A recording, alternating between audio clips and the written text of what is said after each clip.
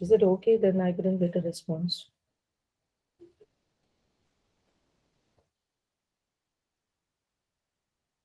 Yes. Sorry, ma'am. Mic is not working. Okay. What about Priya Shri? Priya? Is your mic working, Priya? Someone have to do it. Then only we'll start the session. This is actually positive affirmation, something we want to have a God's presence should be there in a learning process.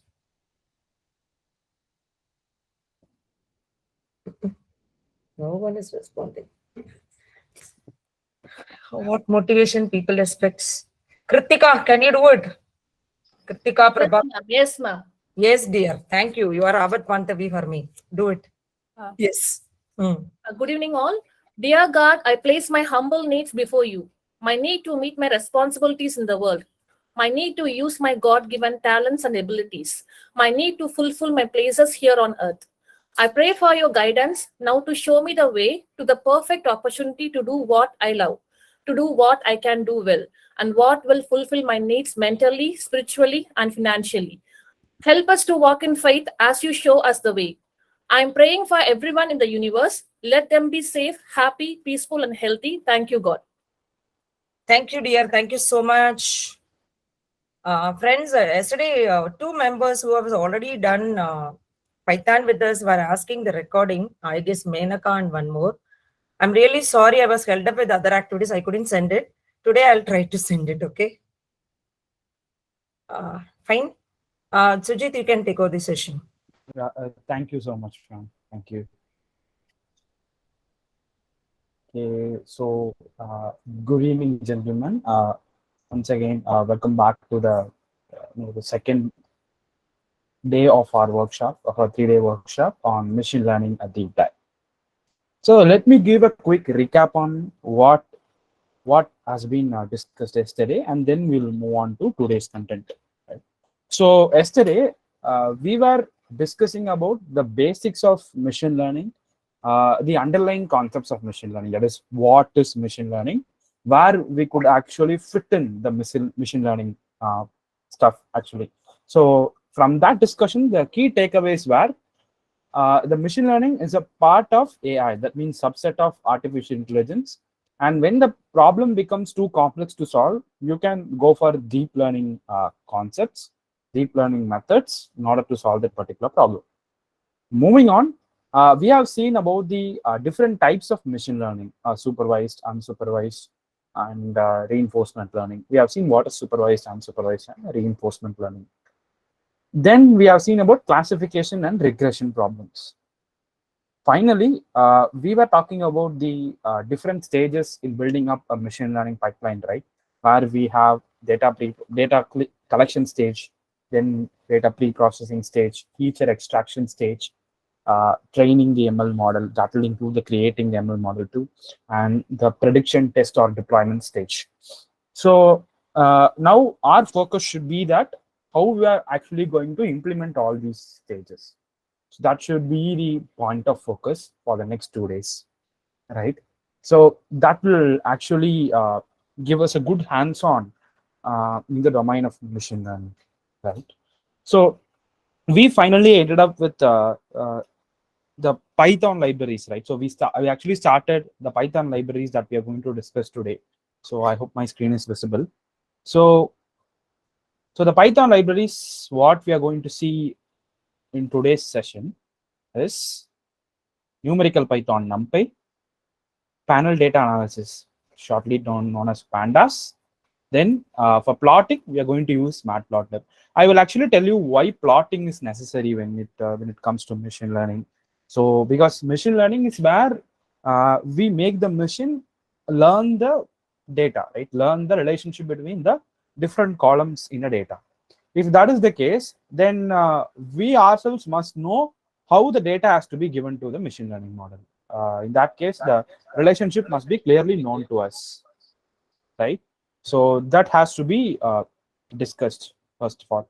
So for knowing the different relations, for knowing the dependencies between the columns, we have to actually plot and see the values in the data set, right? So if you have multiple columns in the data set, we have to know the relation between the dependency between one among the other.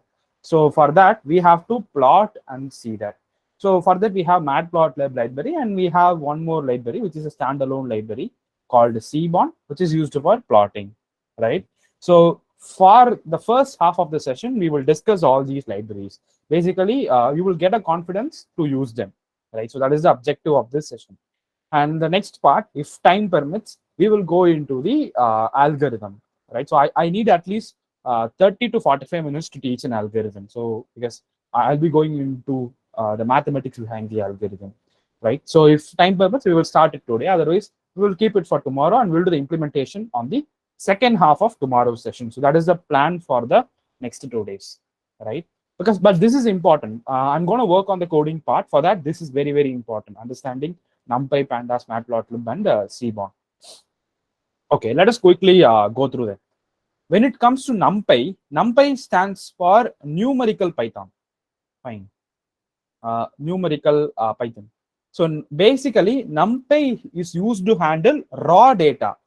Okay. So what is the purpose of using this NumPy library? Why do you have this library? Is see, any data, any raw data in our machine learning problem, any raw data is going to be represented as a NumPy data structure, or in other words, I can put it like this: NumPy array. Okay, so it's going to be a NumPy array. Array means it's a collection of elements. Okay, so the NumPy array is what we are going to create, and the NumPy array is going to contain raw data, not a structured data. It's going to contain raw data, and the machine learning models understand only raw data, right? So it is very, very essential that you give your data as NumPy array to the machine learning model, right? So for training, NumPy array is very, very essential, right?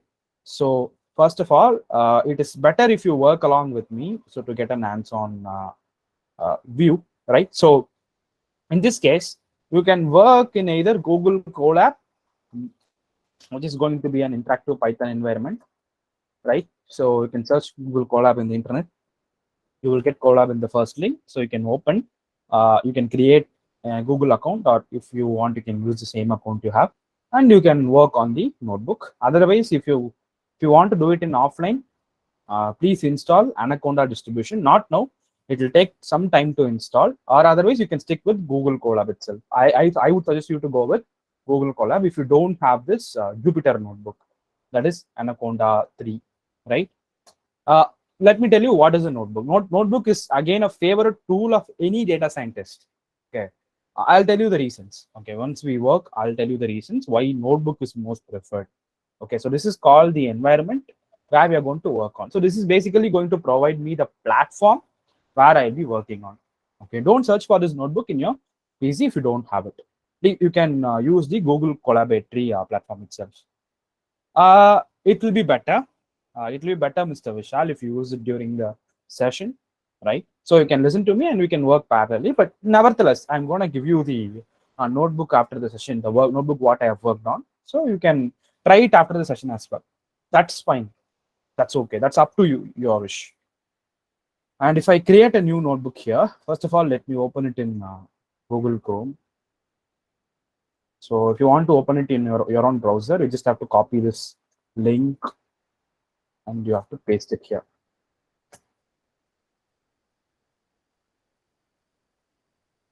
Give me a minute.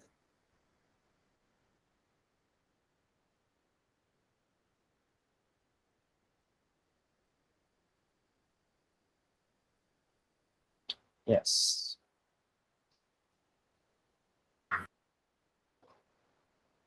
Now I have to create a new notebook. So this you have to follow the same step. Even if you are working in Google Collaboratory, you have to create a new notebook. This is going to be a Python 3 notebook. Okay.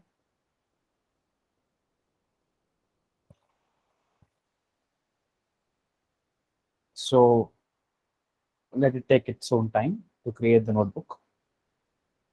We will close these two.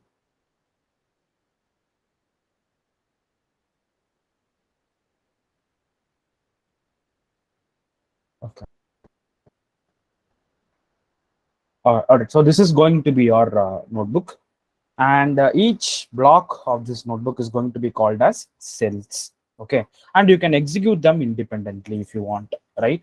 That means whenever you use Spider IDE or PyCharm IDE to write any Python code, right?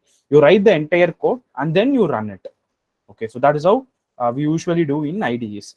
Whereas in interactive Python environment, people call it IPython. In interactive Python environment like this, like a notebook, you can execute a small set of code in each of the cells independently or separately. For example, here I could say print hello world, and I can execute this separately in a different cell. And here I can print something else, for example, inspire. That can be done separately. So independent execution of coding is possible in this case, and you can make the code more modular. Okay. Whereas if you want to do this in a simple IDE like Spider or PyCharm, you have to write all the lines of code and you can run it only once, or run it at a time for all the lines of code. You cannot make this part of code execute and this part of code not to execute. That is not possible. But in notebook, you can make or you can run the cells independent of each other. You can run the cells and you can easily find out where the error occurs. So that is why this is most preferred. Okay, your code will get modular. Okay, your code will be modular. Right. So now we will actually work with NumPy. I hope this is visible to you. I'll give some name. Right. So I'll increase the size if you want. So if you want to execute the code, you can press Shift Enter or you can click the Run button here, right? So if I write a code like print hi, if I press Enter, it will take me to the next code. So it won't execute that code. If I want to execute this, I have to press Shift Enter, or I can even press the Run button here. Okay. To understand whether it is successfully executed or not, you will get a number here that shows the serial number of the queue. So this is the fourth line which I have executed now. If I execute it again, this is going to be the fifth statement, right? So this is the number in the queue. I'll discuss about this later. Now what you can do is you can import NumPy, right? So you can directly import NumPy. So NumPy is again a library which is available in Python. If you want to include them in your program, you can use import NumPy. Right, something like hash include stdio.h in C program, you can say import here and press Shift Enter. All the tools inside the NumPy library will get imported. Now you can use them. Right now you can use them. But what people will usually do is people will give an alternate name for NumPy. So throughout your program, you cannot say that NumPy. Right. So if I want to use a NumPy array, I have to say NumPy.array. Okay, and if I want to use some function, I have to say NumPy dot that function name. So throughout the program, I cannot keep on saying NumPy, right? So people usually do this. This is called aliasing, giving another name for NumPy. Okay, so that can be done by using this as command. Okay, so import NumPy as. People usually use this abbreviation NP. So NP means NumPy, and you can give any short name here. Right, so I'm giving another name for NumPy, which I can use it for the entire program. It's something like giving a nickname for someone, right? So this is called aliasing. So while importing NumPy, I'm doing this. Okay, you will eventually understand why I'm actually giving the aliasing, that is NP. So now NumPy is actually called as NP. Okay, throughout the entire code, right? So let's Shift Enter. It is getting executed now. So now it is executed. Import NumPy as NP, right? So NumPy uses one basic data structure which is called as NumPy array. Fine, NumPy array. So to create a NumPy array, what you have to say is np.array. Okay, np.array. So why I'm saying np.array is, so whatever I have imported is actually called as a NumPy object. Okay, so NumPy object. Python is an object-oriented programming language. So whatever I have imported is an object. So using that object, I am calling a function called array. Using an object, I am calling a function called array. So inside which whatever I pass, that will become a NumPy array. So that is the usage of that function. I repeat, inside NumPy library, I know that I have a function called array. So if I want to call that function, I have to use the object, whatever I have used here, np. So that becomes np.array, right? So inside which I can pass the elements in a list, right? So 1, 2, 3, 4. So if I say that, and I'll assign it to a variable, let us call it r, or let us call it x, right? So immediately it will create a NumPy array 1, 2, 3, 4, and that will be assigned to x. Okay, that will be assigned to x. If you want, you can print x and check. So this becomes a NumPy array now. So 1, 2, 3, 4. Okay, if you want, you can print the type of x and cross verify it. So I could say type of x, right? Print of type of x. So it should print the type. Type is actually NumPy dot n dimensional array. So that is what you are getting here. Okay. Right. So this is how you create a NumPy array. So whatever you want to create, you pass it inside this NumPy dot array function, and that will be creating the array, and we are assigning it to a variable, right? So I'm just printing that variable. That's all. Okay. I mean, making it clear. Is it okay up to this? Shall I continue on this? Yes. Good evening, Professor. Glad to have you. Okay. Okay. Thank you. Thank you, gentlemen. Thank you. Right. Actually, Vishal sir, the type is to print the data type of the particular object, whatever being stored here. Let us say I have a variable like this, a equal to 5. If I try to print the type of a, basically it is going to print that it is an integer, because whatever I have stored is the integer content. So I got the type to be int. If I print 5, I store 5.5 in the same variable, and if I get the type, that's going to be float, because whatever I have stored is the float value. So similarly, what I have seen here is I have stored a NumPy array object in X. So I'm checking whether it is a NumPy array or not. That's all. Is it okay? Okay, thank you, sir. Right. So now it will be better if you elaborate more.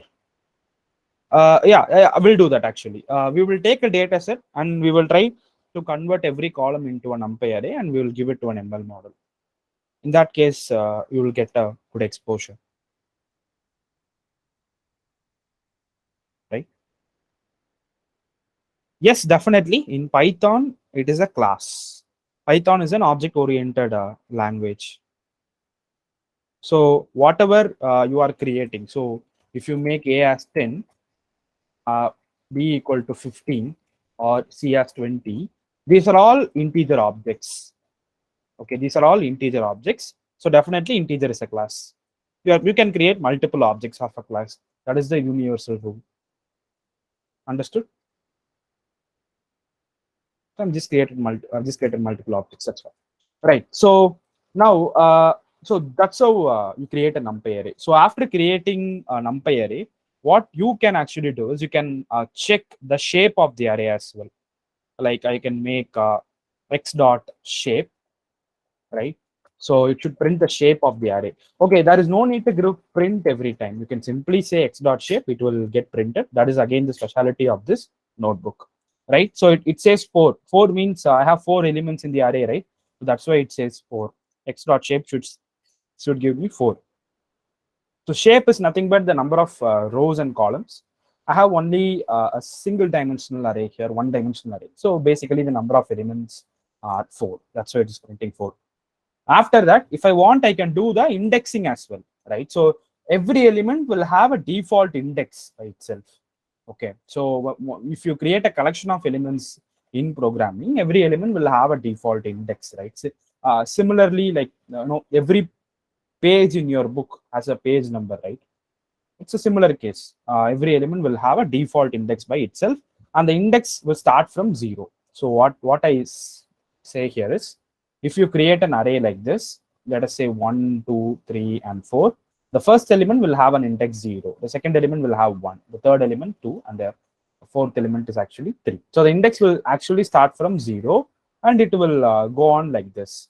The index is by default. You cannot change the index in case of an array. So if you say a of 0, that means if you call this array as a, and if you say a of 0, this basically means that you are trying to access the element at the 0th position, right? You are trying to access the element at the 0th position, and that should be 1 in this case. Okay, that should be 1 in this case. So if you print a of 0, that will be 1, right? And if you print a of 4, that will be what? A of 4 is what? What is A of 4 here? Error. So you will get an error, array index out of range, because there is no fourth element here. There is no fourth element here. This element has arrays only up to 3. So you'll get an array error like array index out of range, right? So again, if you print A of 2, you are asking for an element at the second position. So in the second position, you have the element 3. So you should get 3. Straightforward. This is called array indexing. Using index, you can access the elements.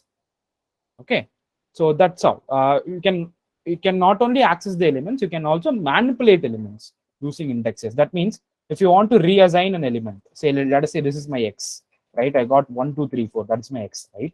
So if I say x of 2 equal to, so I'm just changing this element.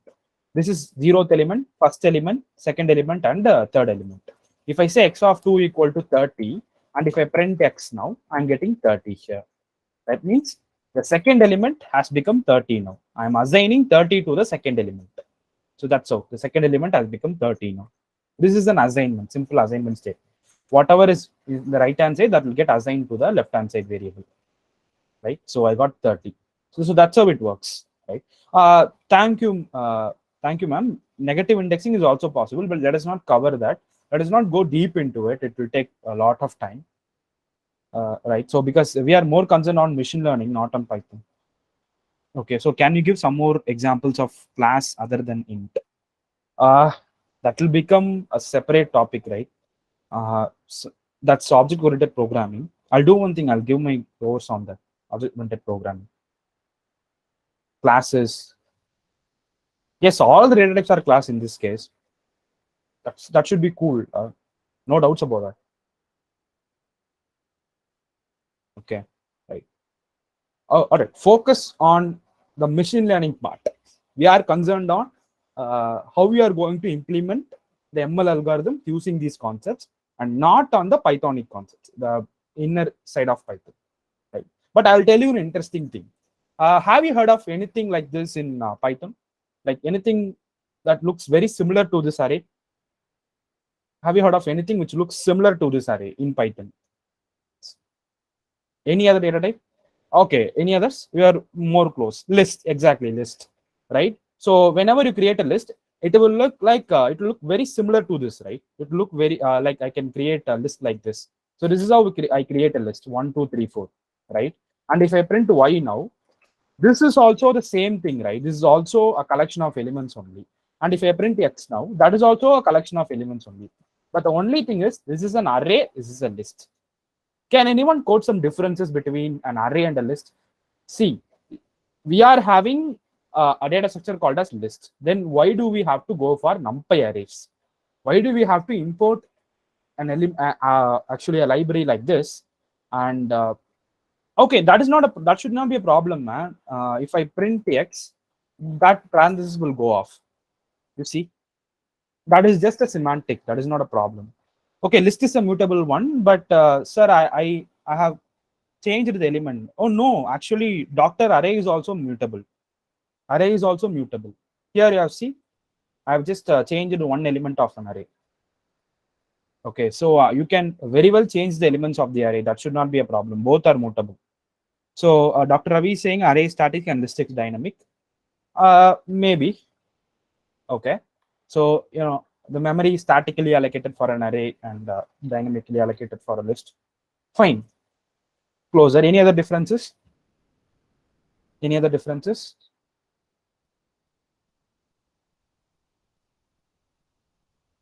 One main difference, one major difference is multi-dimensional. Even lists can be multi-dimensional. Both can be multi-dimensional actually. You can create a 2-dimensional array and you can create a 2-dimensional list as well. That should not be a difference.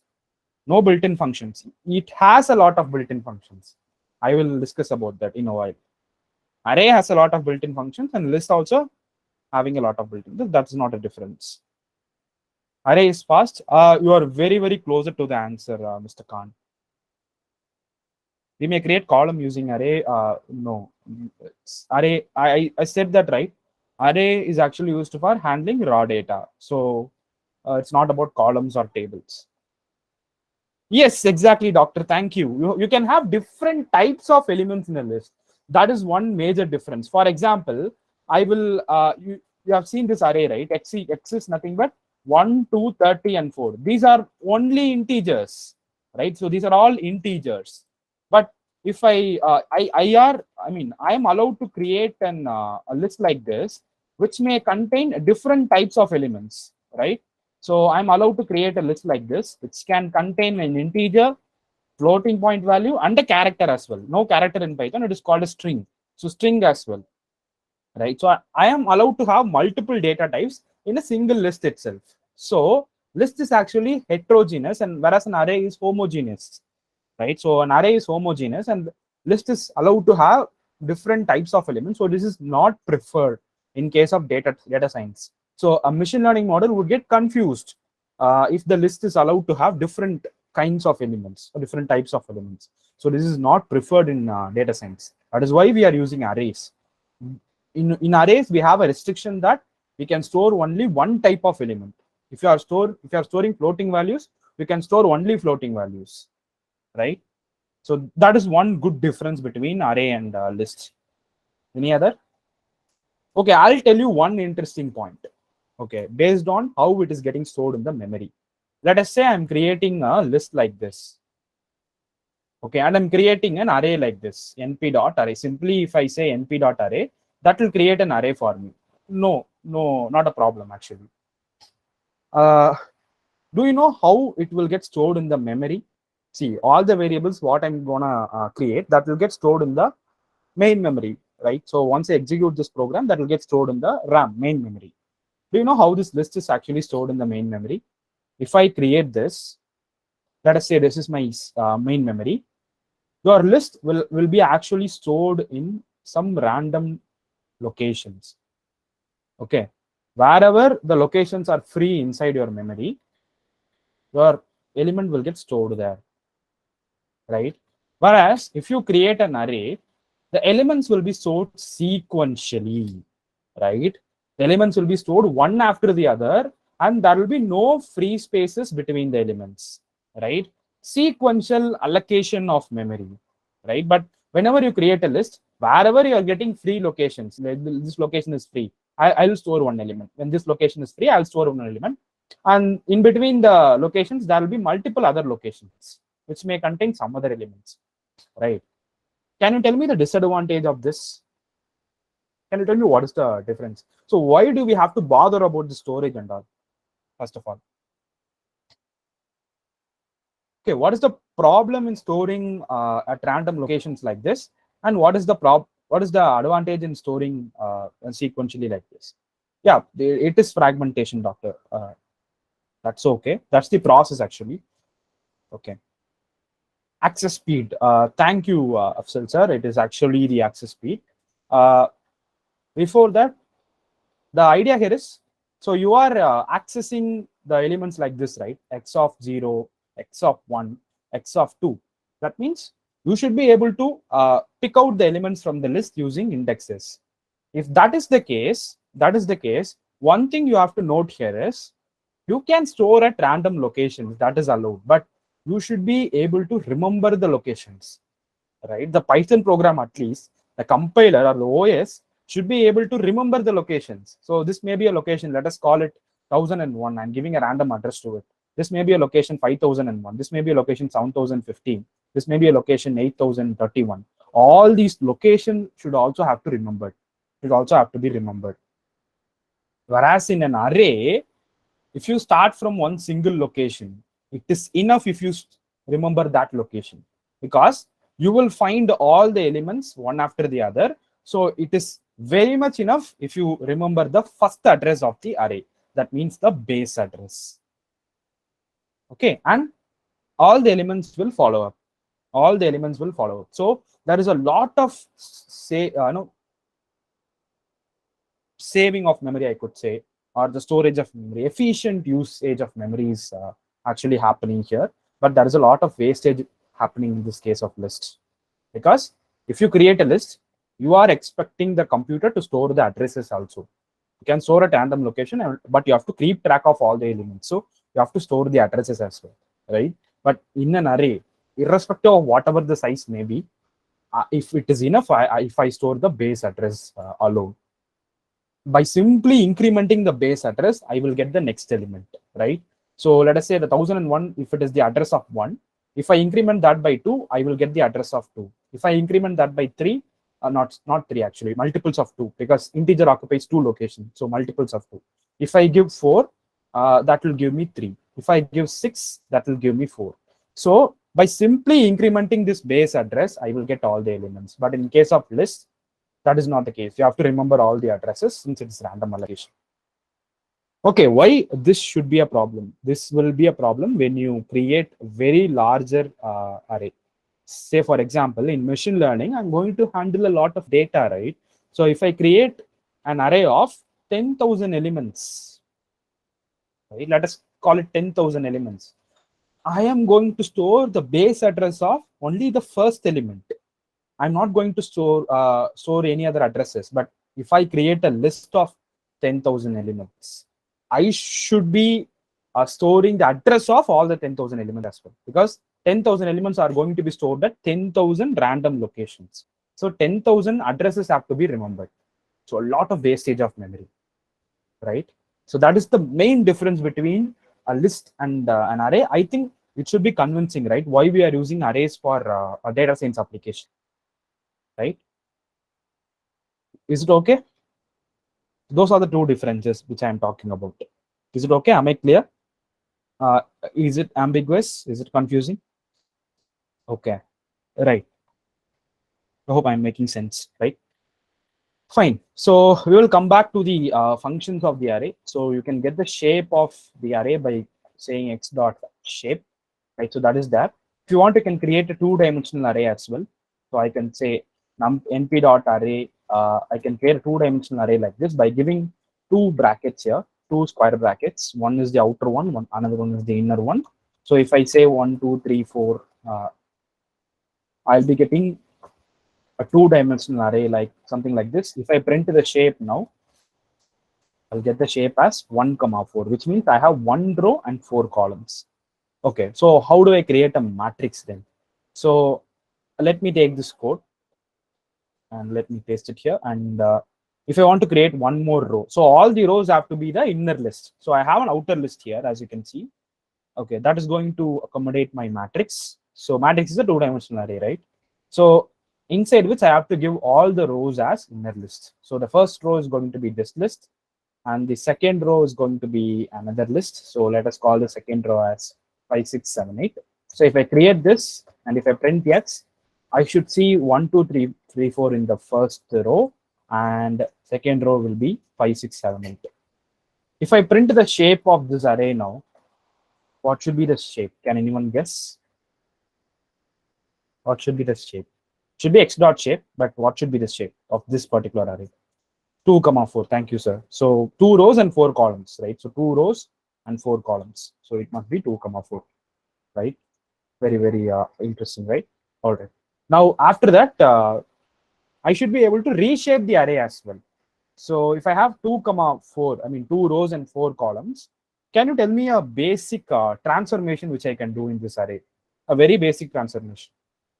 Can you think of anything?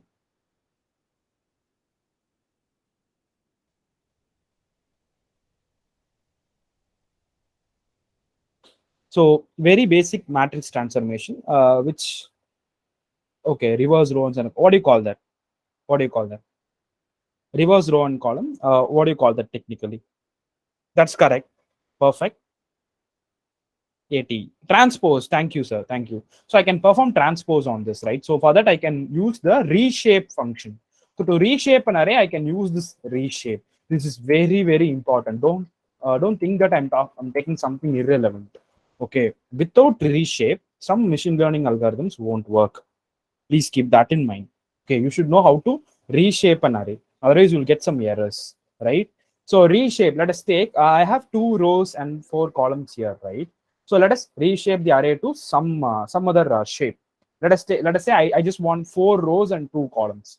If I reshape like this, so I got 4 rows and 2 columns. I have the same array only, but now I got the same array in 4 rows and 2 columns, right? Is it clear? Reshaping, very, very important. Very important, guys. Very, very important. Is it okay for you? Reshaping? Yes. Yes, thank you. Thank you, people. Thank you. And you can exploit some of the functions in NumPy as well. So there are a lot of inbuilt functions in NumPy which you can exploit. Let us create a one-dimensional array again. Let us make it very smooth. Let us create a one-dimensional array. So after that, I can make use of some functions in NumPy. For that, let us say I just want to get the mean of this array. For that, what I have to do, np.mean, because np is the object that you have imported, right? So you always use np.mean. Mean of what? Mean of x, right? This will return me with the mean value. Okay, so the mean value of this array is 2.5. So I got 2.5. We were talking about quartiles, right, yesterday. Q1, Q2, Q3. Those are basically the medians.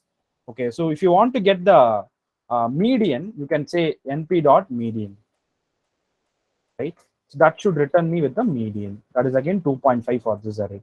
And if you want to get the gradient, you can get gradient as well. And there are a lot of functions which you can explore. If you want to know what are all those functions, there are 2 ways. You can go into the documentation and see, or you can simply press tab. And if you press tab in your computer, this should show some of the functions which are available in the NumPy library, right?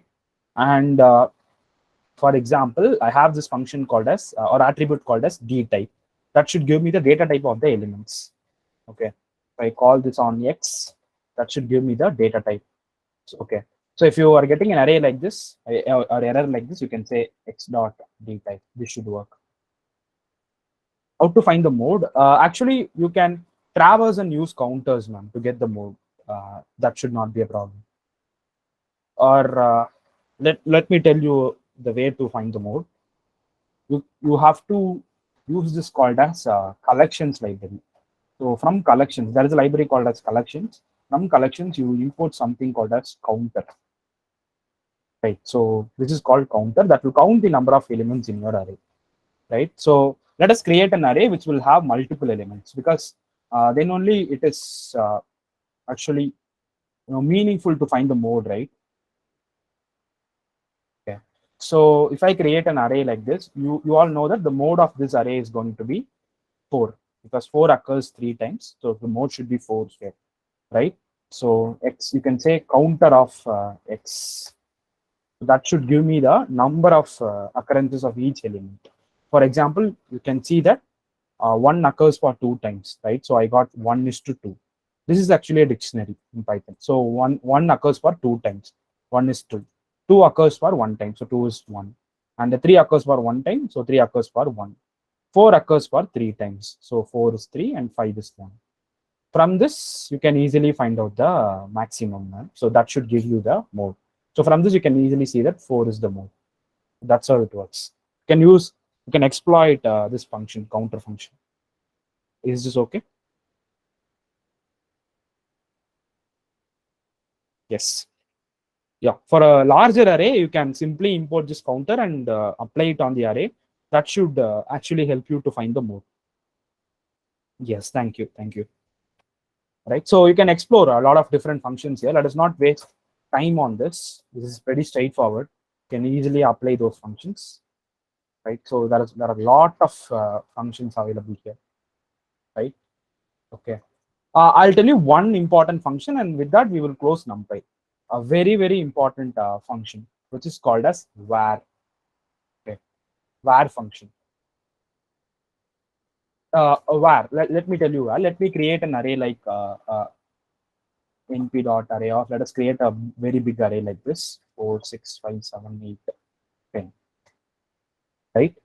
Okay, so let me say var np or np dot var, it should be np dot var. Okay, the syntax is include that array variable x, right? So include that x, and you can give a condition here. You can give a condition here. I repeat, you can give a condition here, and this function should return the index positions of those elements which are satisfying your condition. For example, if I give it x greater than let us say 7, or let us call it yes 9, x greater than 9, let us call it 9. So this should return me with the index value, right? So the index value is 9. So follow me carefully. I am giving x greater than 9, right? X greater than 9. Can you tell me one element which is satisfying this condition, which is greater than 9? Please follow me carefully. Can you tell me one element which is satisfying this condition? Yes, yes. Okay. Can you tell me the index value of that element? Can you tell me the index of that element? I told you by default index starts from 0, right? Yes, 9, right? A of 9. Okay, so that is why you are getting 9. That is why you are getting 9. So you will get the index positions of those elements which is satisfying your condition. Okay. Or let me make it clear. Let me make it very, very clear. Let us take x greater than 7, right? So can you tell me those elements which are greater than 7 in this array? This array, can you tell me those elements? Okay, 8, 9, 8. Fine, 8, 9, 8. What are the index values of, or index positions of those elements? If the index starts from 0, the index starts from 0, one will have 0th position, first position, second position, third position, fourth position, fifth position, sixth position, seventh position, eighth position, ninth position. That's why you got 7, 8, 9. So the var function will return the index positions of those elements, right? Those elements which are satisfying your condition. Am I making it clear? Which are satisfying your condition. It won't return the exact element. This is where people get confused. It won't return those elements. It will return the index positions of those elements where you can actually find the value. That's why it's named var, where you can actually find those elements. Is it clear? Is it okay for you? Okay. So where it is used in machine learning, actually, where is used in machine learning. You let us say you have a data set, right? You have a column. You are making that column as a NumPy array. In that case, you can pick those rows. For example, you can pick those persons whose salary is greater than 10,000, or you can pick the rows whose age is greater than 10, right? For those kind of analysis, you can use this var.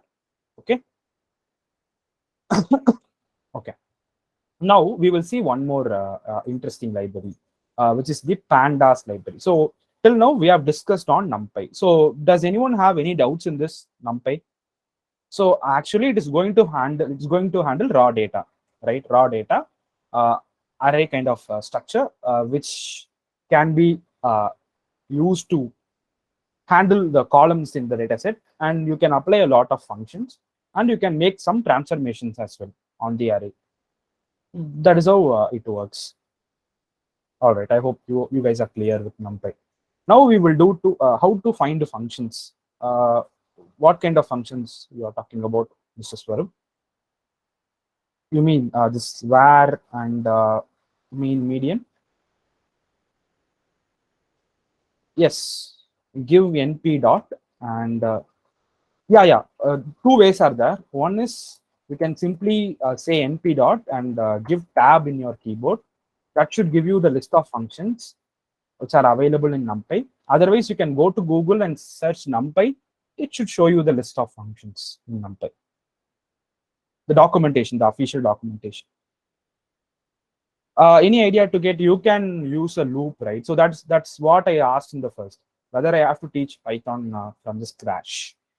You can use a loop. You can use list comprehension. Lot of techniques are available. np.range is also a good thing. For NP, it is arrange, not range. So you can use those functions. is possible. You should be aware of those functions. Okay, from basics it would be fine. Yeah, I understand that, but we are concerned on machine learning, right? So if I start from basics, that will take 13 to 14 classes. I remember I taught Python to some students for 14 classes, 14 2-hour sessions, 28-hour course it is. So Python is so much deep. If you want to actually talk about the how each of the object works inside or behind the screen, it is very deep. So I'm trying my level best to cover some of the basics which are essential for machine learning. So I'm concerned about machine learning. Okay, shall I move on? Okay, thank you for understanding. Thank you for understanding. Right, so I hope you are getting a hang of it. It is enough if you get a hang of it, right? No need to remember the syntax.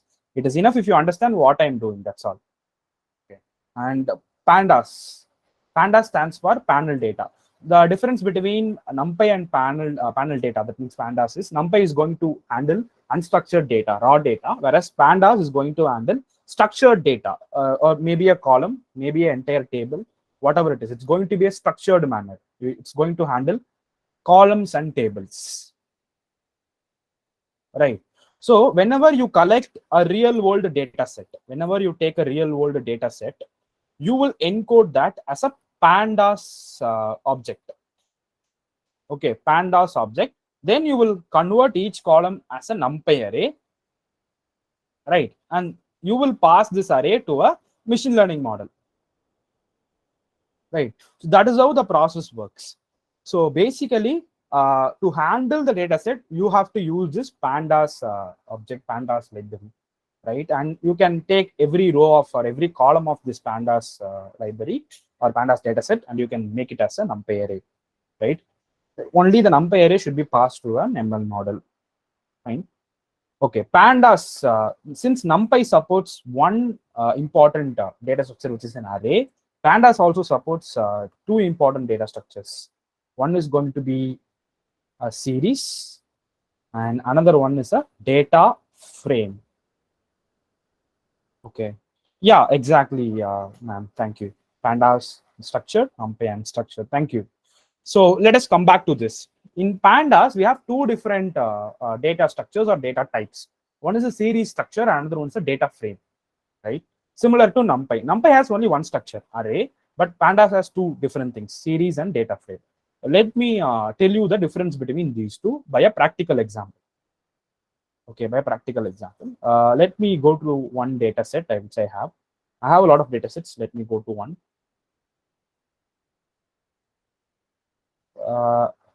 Let us take this.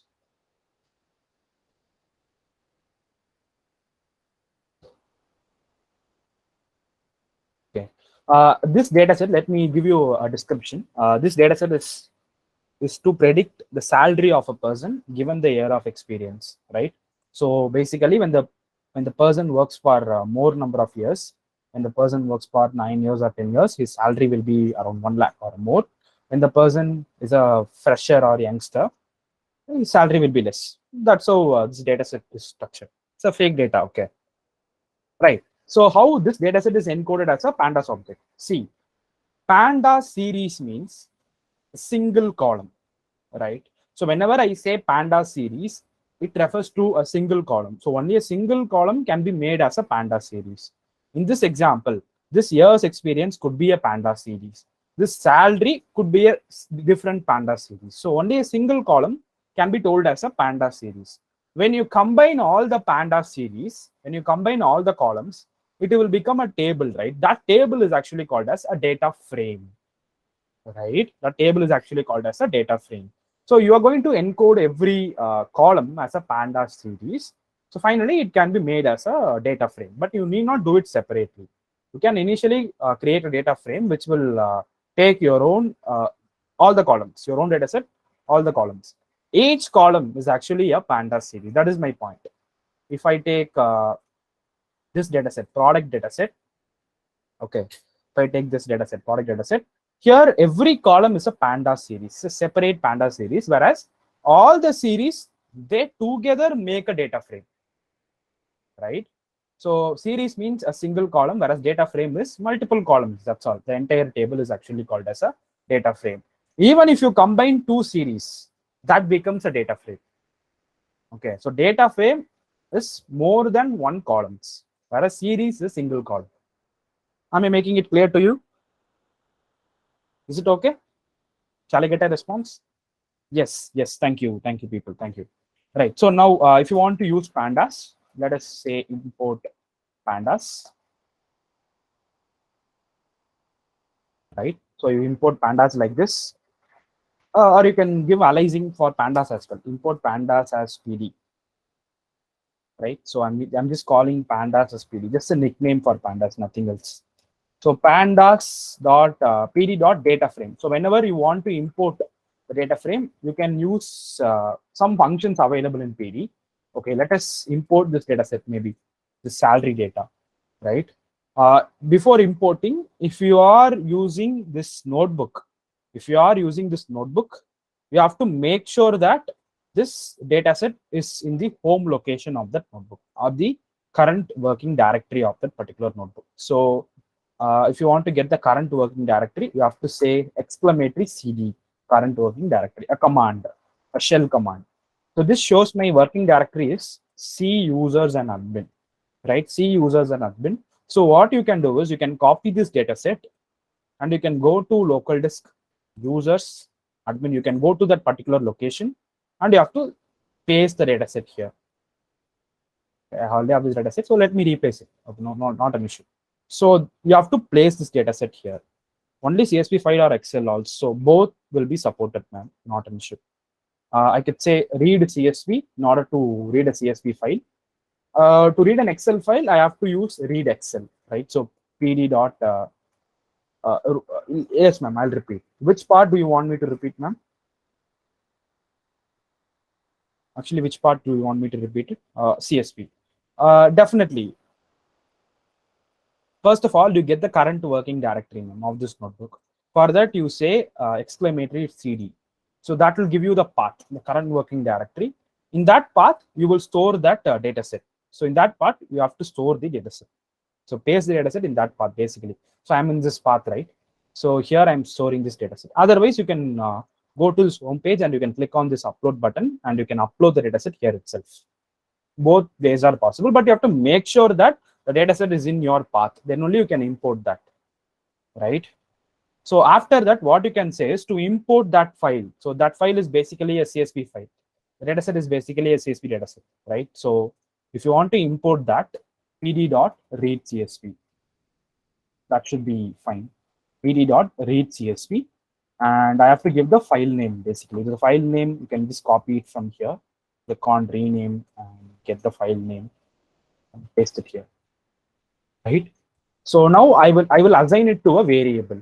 Okay, so let me call the variable as data set, right? So if I press shift enter, so the entire Excel sheet or a CSV sheet will be read and that will be stored in the variable data set, right?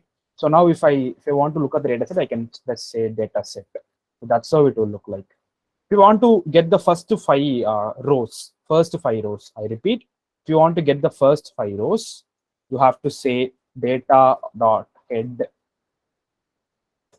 That's it. Okay, data set dot head, right? Data set dot head. That should return view the first 5 rows, right? So you have 2 columns. If you want, you can check the type of the data set also. Type of data set. That should be pandas.core.frame.data frame. As you can see, it is a data frame. So whatever I have imported is the it's a combination of multiple columns, right? So that should be a data frame. So data set becomes a data frame. You are actually making your real world data set as a data frame in Pythonic environment. That you have to remember. So this is a data frame. This entire thing is actually a data frame. That is what I mean. This entire thing is actually a data frame. If I want, I can get each and every column individually. If I want, I can get each and every column individually. If I want, I can say data set of salary. That should return me with the salary column. Okay, that should return me with the salary column. Can anyone guess the type of this column? Type of what I got now?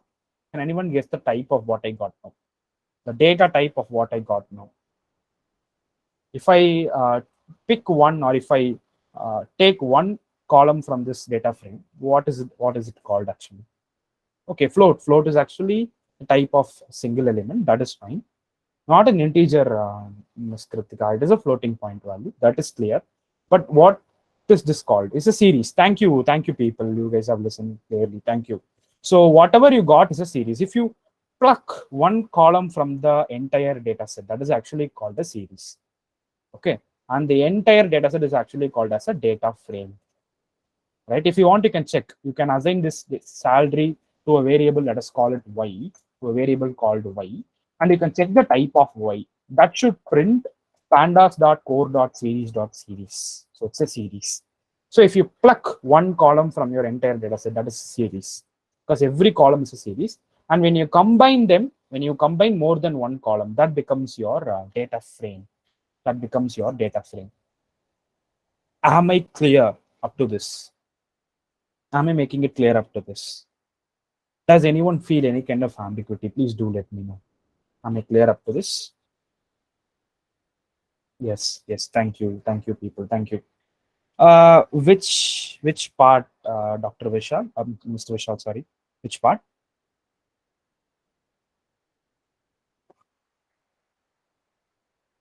Which part do you want me to repeat? Data frame. All right. So okay, come along with me. Come along with me. Right. So you got.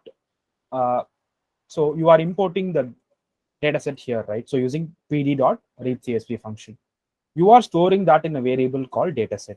Now the dataset should have the entire dataset, right? So what you have stored here, year experience and salary. You have two columns in this dataset. So now you can call this dataset as a data frame because you have multiple columns. Since you have multiple columns, this is called as a data frame, right? So when you print the type of it, you should get an answer like this, data frame, right? But when you pluck or pick one column from this data set, when you take one column from this data set, let us take a salary column, right? So you can say data set of salary, something like this. This is the syntax, data set of salary. If you assign it to a variable and if you print that should be a series, right? Because every column is actually a series. If you combine multiple columns, that becomes your data frame. And if you print a data set of years experience, that should also be a series. Yes, series is a single column, not pandas, data frame actually, right? Data frame. Series is single column. I couldn't say that is one dimensional. It is a single column. That's all. Yeah, in one way it is one dimensional. Yeah. So okay. Is it okay, ma'am? Mrs. Viji, ma'am, is it okay?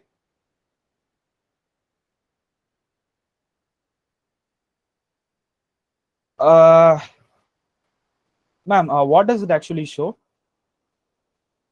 If exclamatory series is not showing the path. Okay, you cannot try for those commands in the Google Colab. Data frame. Yeah, this is the example for data frame. What I'm showing to you is this is the data frame. You have multiple columns, right? Years experience and salary. You have two columns, so this becomes a data frame. Whenever you read a CSV file, that becomes a data frame by default. Okay. What does it actually show, Rupa ma'am? Exclamatory CD.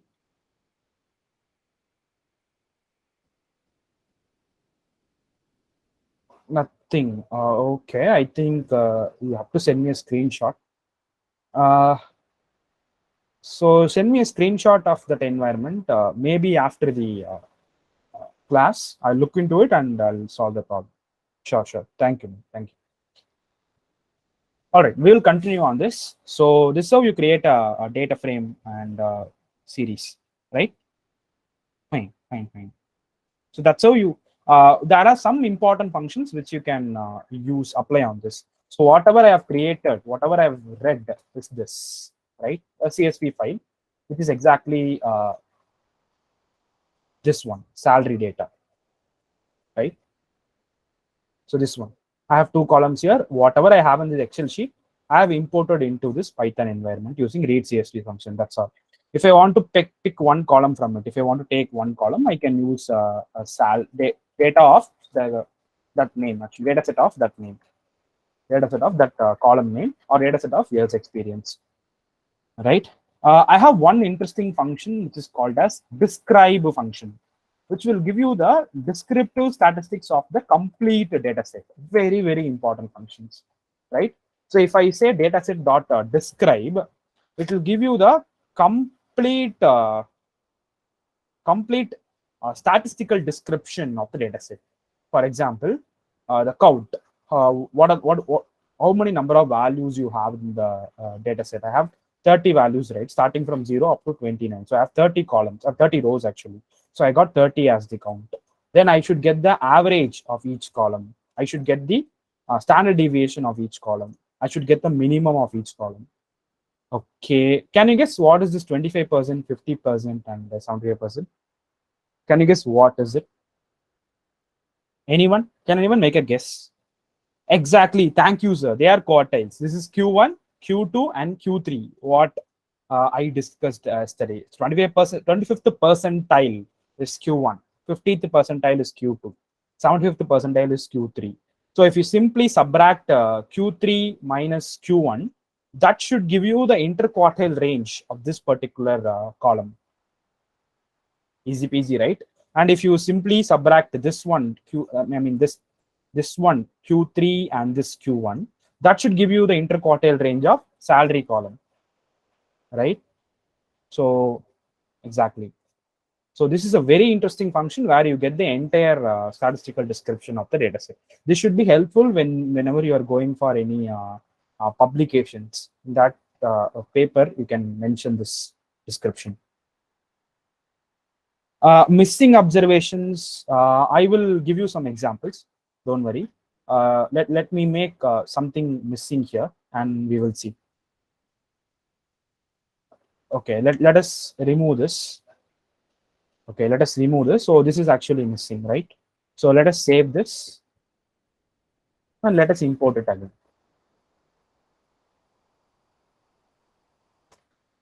Okay, so you got NA in here. Whatever I have removed, that is actually a missing value, right? So I got NA in here. If I want to handle this NA, what I can do is, I can say data set dot, so that is NaN. NaN means not a number. Something is missing, I will get it as NaN, right? So if I want to fill that particular missing value, I have to use dataset dot fillNA, fill NA, right? FillNA, and I have to give the value which I want to fill. If you want, you can use np dot mean. That should give you the mean, right? np dot mean of the column. But let me simply fill it with 0. Some value you can give it here. FillNA of 0. That should fill this particular NaN.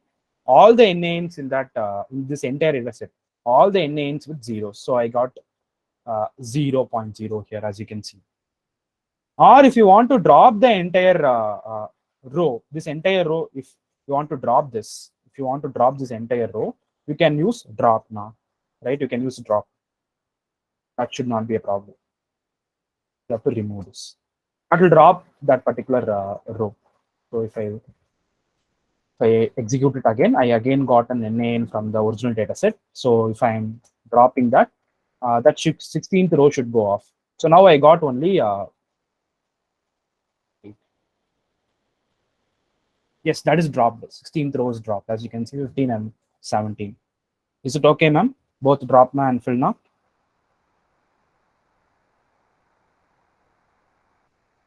Okay, thank you. Thank you, sir. Right, ma'am. Okay, so that's how you handle the data sets. You can import any data set and you can make it a data frame. That should not be a problem. Now we will move on to the plotting library. This will be boring up to a certain extent, right? NumPy and Pandas, but nevertheless, you have to learn this. No other go. Matplotlib, right? So it's a plotting library. So we have seen how to make a data set as a data frame, Pandas data frame. We have seen how to create unstructured data using NumPy arrays. What I think is we'll take a break now. We'll take a break for 10 minutes. We'll come back at 8:12 and we'll see about the plotting. And if time permits, we'll see plotting in few minutes, in 10 to 15 minutes. We'll go to the algorithm from then. Okay. Yes, so we'll come back at 8:12. Thank you, people. Thank you.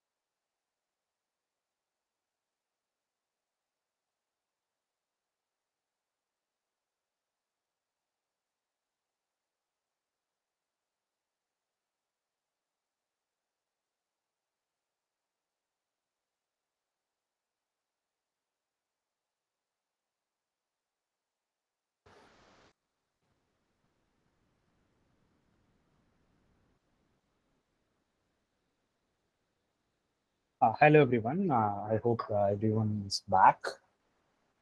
Okay, are we good to go? Shall we resume the session? Thank you, Mr. Bose. Thank you so much. Thank you for your compliment. Yes, I think I feel that there are 45 minutes left out to in the session, right? So I feel that I should start with an algorithm, explanation of an algorithm. We'll pass with Matplotlib and we'll come back after seeing all the algorithms while we actually code uh, the implementation of the algorithms, right? Because I myself feel bored to explain this NumPy and Pandas because there's no much scope for me to explain this, right? Just explaining the code which is available. There is no point in that, right? So shall I start with an algorithm and shall we see Matplotlib tomorrow while we are working on the code? Yes, yes. Thank you, people. Thank you. Right. Thank you. So follow along with me carefully. Here we go.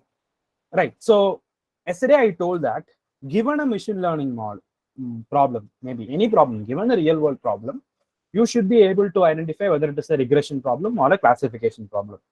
By looking at this data set, can you tell me which is going to be my input and which is my output? So I have two columns here, experience and salary. So can you predict what kind of data set is this? Yes. Okay. Okay. Which column is my input and which is output?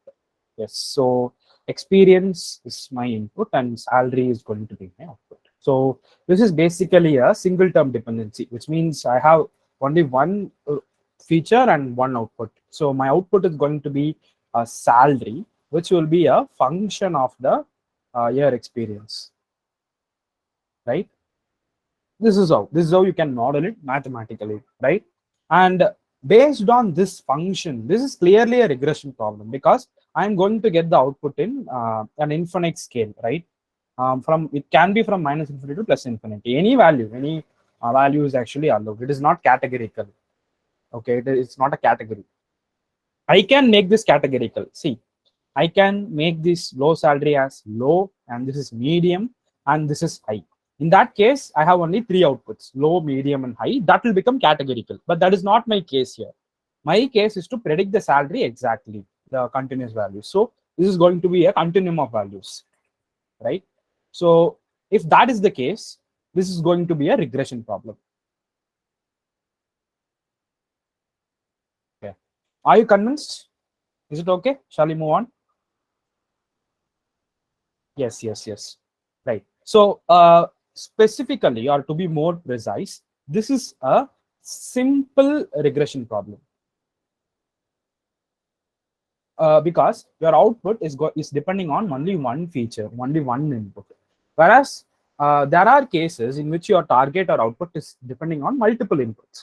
One such example is what I told yesterday, the house price prediction problem, where the price is the output, which is a function of area and locality, right? So your output in this case is depending on multiple inputs, right? Multiple features.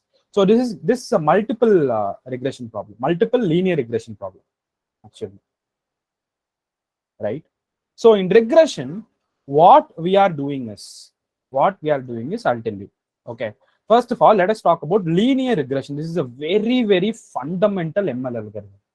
A very basic ML algorithm is linear regression. I will break this term. What is regression and what is linear? See, we know what is regression. Regression is making or predicting a continuous set of values. That is regression. That is very, very clear. What is linear? Linear is when I increase x by some time, y should also increase by the same factor. Then that should become the linear expression, right? So this is linear expression. When I increase x, y will also increase linearly. The curve should look like this, right? So when I increase x by sometimes, y will also increase by the same amount. That is what we mean by linear. So we have seen the definition for linear as well as regression. Let us see how we are connecting them, how we are making the word linear regression, right? So please listen carefully. See, let us take this is my data set. When I convert it to a plot, let us say this is my salary, which I am plotting it in X, or not not salary. Let us take year experience in x-axis. The x-axis is my input, right? So let us take year experience, and let us take this as my salary, right? If I make a scatter plot or discrete plot of whatever I got here, let us assume if I make a discrete plot, let us say my data points are lying here.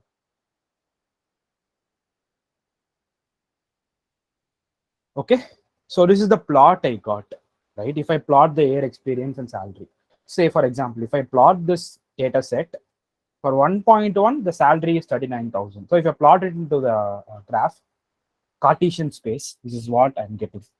Okay, experience and salary. Okay, so this is the training data set, what I have plotted.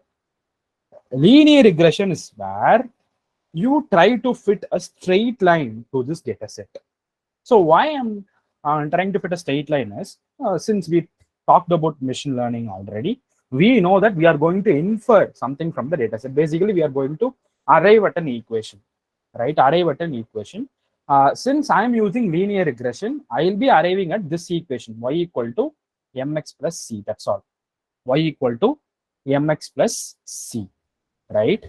But so the idea is to fit a straight line to this particular not outlier, actually, not outlier. That's a different concepts. So let us say the data is clean, all the outliers are removed, and the feature is extracted. Let us assume like that. And please listen now. Here, the data samples are given like this, and I am trying to fit a straight line to this data points, right? So why I'm doing this is, let us say I have fitted this line for this data set, right? So for known values, I have just fitted a line like this. Obviously, there are some errors, right? So not all the data points are actually fitting to the line. Some data points, they lie directly on the line, and some points are lying away from the line. So this is there. This is actually there in this data set. The idea of fitting the line is, if I got a line like this, for any unknown value of x, for any value of x, I can simply extrapolate this line. I can simply extend this line because you know the defined equation, and predict the y value, predict the salary, which means for any unknown value of experience, it can be, let us say, I have experience values up to 10.5, right? So what is the salary for 13 years of experience? What is that? What is the salary for 13 years of experience? I can simply extrapolate the line for 30. I can simply extend this line and look at the salary. What is the salary for 30? Okay, I can extend this line and I can look at the corresponding y value. That is my prediction. So basically, we are trying to fit a line and we are finding out the prediction. Right? Listen carefully. This should go for another 30 minutes. Okay. So the idea is fitting a straight line for the data set and using that straight line equation in order to find the feature values. Okay. But the point here is, the equation of straight line is this: y equal to mx plus c, right? If you change the m and c values, m is the slope and c is the intercept. If you change the m and c values, you are going to get different straight lines, right? For example, a set of m1 and c1, let us call this is a straight line, and this is for m2 and c2. This is for m3 and c3. Let us say this is for m4 and c4. This is for m5 and c5. So for different combinations of m and c, you are going to get different straight lines, right? This we call it as family of straight lines. Family of straight lines. Got it? Okay, so if I change m and c value, I'm going to get an infinite set of straight lines, right? I can make m as 0.5 and c as 1. In that case, a straight line may look like this. I can make m as 1 and c as 2. In that case, my straight line would look like this. So I will get different set of straight lines using m and c values. This is called family of straight lines, right? Am I clear up to this? Am I clear up to this? Yes. Anyone else? Do you feel any ambiguity here? The idea is you will get different straight lines when you change the slope and intercept. That's all. Very simple idea, right? But the question here is, since I'm getting different straight lines, if I plot that, that would look something like this, right? That would look something like this. Among these straight line, which is going to be the best line? Which is going to be the line of best fit? Which is going to be the line of best fit? That is the biggest question here. I think that should where the machine learning work, right? So let us take this. Let us say these are my sample points. Let us say these are my lines.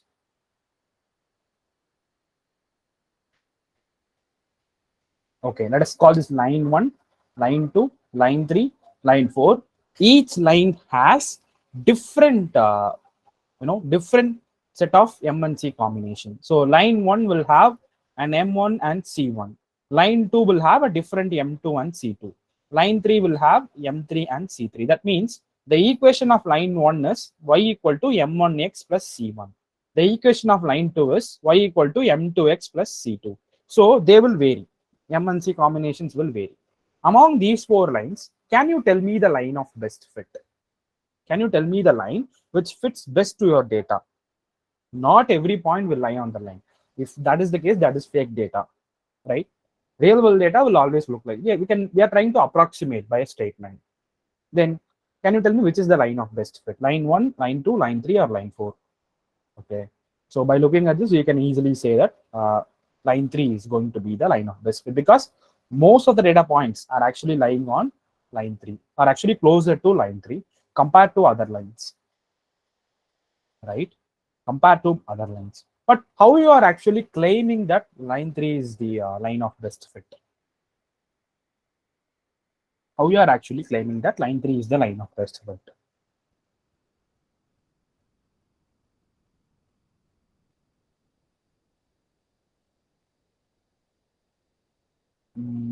Error is minimum. Exactly, sir. Thank you. So what do you mean by error in this case? In this case, the error is whatever you are predicting, the points which are on the line is what you are predicting, right? Let us say this is my point which I am predicted, and this actual point is away from the line, right? This point is away from the line. How much it is away? How much it is deviated? This distance, this small distance, how much it is deviated is actually an error. Let us call it E1. And this is deviated much from this line, right? So this error is E2. And this error is E3. And this error is E4. Okay, this error is E4. If you sum up all these errors, right, E4, E4, up to En, if you sum up all these errors, that should be minimum for a line. That should be minimum for a line. For example, if you take this sample, you follow me carefully. If you take this sample, if you take this particular sample, that is lying exactly on the line itself. That is lying exactly on the line. So in this case, the error is minimum. The error is very, very minimum. It's closer to 0. The error is very, very minimum. So if you add all these errors, that should be minimum. For a particular line, if the error is minimum, then that line is your line of distance. You have to calculate errors for all the lines, and you have to say which line is minimum error, which line has the minimum error. Is it clear for everyone? Is it okay? Yes. I think you have a lot of experience in this data science field, sir. Mr. Afzal, sir, is it right? You know this before, right? Yes, yes. Thank you, thank you. I hope I'm making it clear. If someone wants me to repeat it, you can tell it to me, not an issue. And I will call all these errors as a cost function, right? This is called as cost function. Okay. So the idea is the objective of any ML model here is to minimize the cost function, right? Is to minimize the cost function. So summation of all these errors. Usually you will take squared errors. So let us square all the errors, and let us take the mean value as well. So mean squared error. Okay, mean squared error. If you divide it by the number of samples, that will become the mean. So mean squared error is your cost function. That cost function should be minimum. Or in other words, you have to find out a line which has the minimum cost function. So you have to find out the cost function for this line, cost function for this line, cost function for third line, and cost function for fourth line. Whichever gives you the minimum value, that is your line of best fit. Very simple, straightforward, pretty straightforward. right? So the objective is to minimize this cost function. That's all, right? So the cost function is actually the summation, the mean square, right? So you take the mean and summation of all the errors. Okay, what is error? Error is actually the actual sample, right? Actual sample minus the predicted sample. That's all, and you square that. Okay, you square that. It becomes your mean square. Actual sample minus the predicted sample. Actual sample is all your red color points. So this is an actual sample maybe. And the point which lies on the line is the predicted sample. How much it is deviating. That is your distance. That is your error. That is your error. Okay, actual sample minus the predicted sample, which is on the line. So the line which has the minimum cost function has to be found out. That is your line of best fit. Am I clear up to this? Shall we continue? Yes, thank you. If anyone seems to have any confusion, please ask me. All right. Okay, so how to minimize the cost function? How to minimize the cost function? Okay, so the idea is very clear, right? So you have to minimize the cost function because cost function is summation of the errors. So you have to minimize the errors. We have to make a line perfectly fit this data points, right? So we can make multiple lines. Which line actually fits the data points? We have to pick that. That line should have minimum cost function. That is the idea. So how to minimize the cost function? How to minimize the cost function? Okay, right. How to minimize the cost function? See, minimizing or maximizing, whatever it is. In this case, we have to minimize the cost function. Minimization or maximization can be solved by what type of algorithm?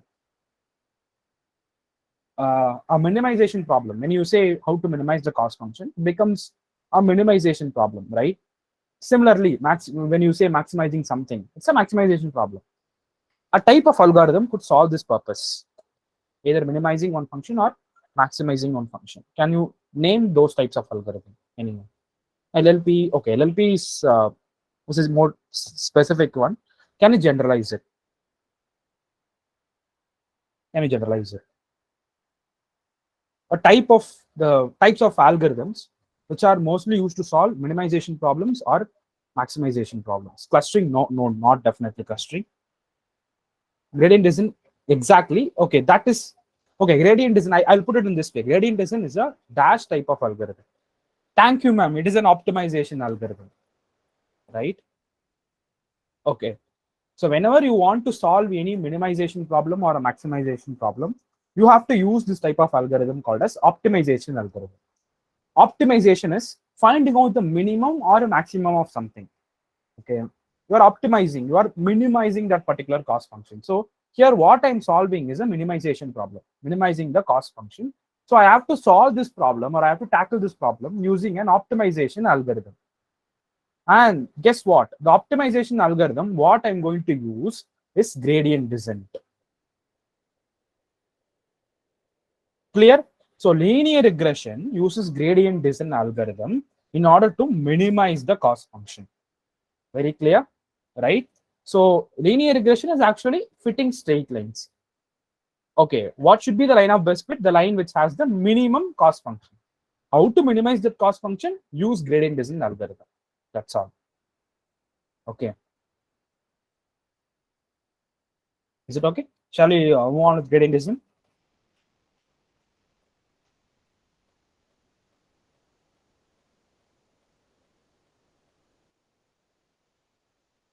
Yes, thank you. So gradient descent. So the problem is very clear. Yeah, I'll do that. I'll explain gradient descent. That's what I'm going to do. But is it okay up to this? Are you convinced of why we are using gradient descent here, Mr. Visha? Are you convinced, or are you getting the point why I'm using gradient descent here? I'll explain gradient descent. That's not a case. Yes, so here, see, Vishal, I have multiple lines which can be fitted over the dataset. That multiple lines are possible because if I change the M and C values, if I change the M and C values, I'll get multiple lines like this. Different combinations of M and C will give me multiple lines. What should be the line of best fit, right? What should be the line that best suited for my dataset? that line should have minimum error, right? That error is what I mean as cost function. That should have minimum cost function. So I have to optimize the weights. That means I have to choose a particular MNC value. In other words, I have to choose a line, or I have to choose a particular MNC value, which gives me the minimum cost function. Minimum cost function. After optimization, I haven't explained anything actually. If I'm not wrong, gradient descent is a type of optimization algorithm. That's all. And it's going to minimize the cost function. That's all. That's all I have explained. I have to explain it further. All right. Okay. Okay. Clear up to this? Are you okay? Is it good to go? Are you comfortable? Yes. Thank you. Thank you, sir. Thank you. Right. So the problem is crystal clear. We are going to minimize this cost function, right? Let us call it J, and let us call it theta, J of theta. See, the cost function is a function of theta. What is theta? Theta is basically MNC. Okay, the weights, right? So I have to find out a particular M and C combination for which the cost function is minimum, right? I repeat it again. Please make it clear. Different MNC combinations are possible. That means different lines are possible. Different MNC combinations are possible. Different lines are possible. I have to find out a particular MNC value, a particular weight value. These are my weights. A particular weight value for which the cost function is minimum. Cost function is what? The error is minimum. In other words, that line actually fits exactly to my data set. That's the idea, right? I have to find a particular MNC values for which the cost function is minimum. So that is the problem I have to solve using gradient descent. I have different lines. In that, I have to find one line for which the cost function is minimum. One line means a particular combination of MNC. A particular combination of MNC. What is that MNC value that gives you the minimum cost function? Okay, so that is the problem I used to solve here using gradient descent. I hope I'm making it clear. If I am confusing or if this seems to be somewhat unambiguous or something like that, you please stop me and ask. Okay, don't hesitate. Right. So I can even call it J of M comma C, or I can simply call it J of theta. Theta means weights. You assume that theta is MNC, right? Okay. In gradient descent, the idea is you can take multiple combinations of MNC, right? You can take multiple combinations of MNC. Initially, you assume some MNC, right? You assume some MNC. That means you take a line like this. If this is my data points, you take a very low MNC. You take a very low MNC, which doesn't fit to your data points actually. As you can see, the error is more, which doesn't fit to your data points. The error is more. In that case, the error is high, right? In that case, the error is high. So your cost function will be somewhat here. The cost function J of MNC, if you see, that will be here, right? The moment you keep on changing the MNC values, the cost function will get reduced. That means the moment you keep on changing the MNC value means if you increase the MNC, you will get different straight lines, right? You get different straight lines, M3, C3. So the error is getting minimized here, as you can see. The error is getting minimized, right? You move closer towards your data. So the error is getting minimized. You move closer towards your data if you change MNC. If you increase MNC, you are moving closer towards the data. Please understand this. If you are increasing MNC, you are moving closer towards the data, right? So as you move closer and closer towards the data set, towards the data points, what will happen to your error? What will happen to your error if you increase MNC and you move closer to your data? As you can very well see here, what will happen to your error? What will happen to your cost function? It will be reducing or it will be decreasing, right? It will be decreasing, not minimized, it will be decreasing, that's all. Minimized is actually the term you have to use when it's the least error, okay? But it will be minimized, right? It will be minimized. All right, so I'll keep on increasing MNC. So if I keep on increasing MNC, I'll get different straight lines like this. This is a particular combination of MNC. This is a particular combination of MNC. Okay, I will keep on increasing MNC. I will move away from the data set. I will move away from the data set. In that case, what will happen? In that case, what will happen? What will happen to your error? Error will get increased, right? Error will get increased. Yes, after some points, if you keep on increasing MNC, the error will get increased like this. Clear? So you will get a parabolic curve. If you plot the cost function, this is the weights. Clear? But you have to find this particular combination of M and C for which the error is minimum. For which the error is minimum actually. For which the error is minimum. That particular combination actually occurred here. This one, right? Clear? So these are going to be your optimum weights. I haven't explained the algorithm yet, but is this clear up to this? Why this curve is arrived? Is this clear? Is this okay? Why is this curve? Yes, anyone? Yeah, local minimum. I'll explain about that, sir.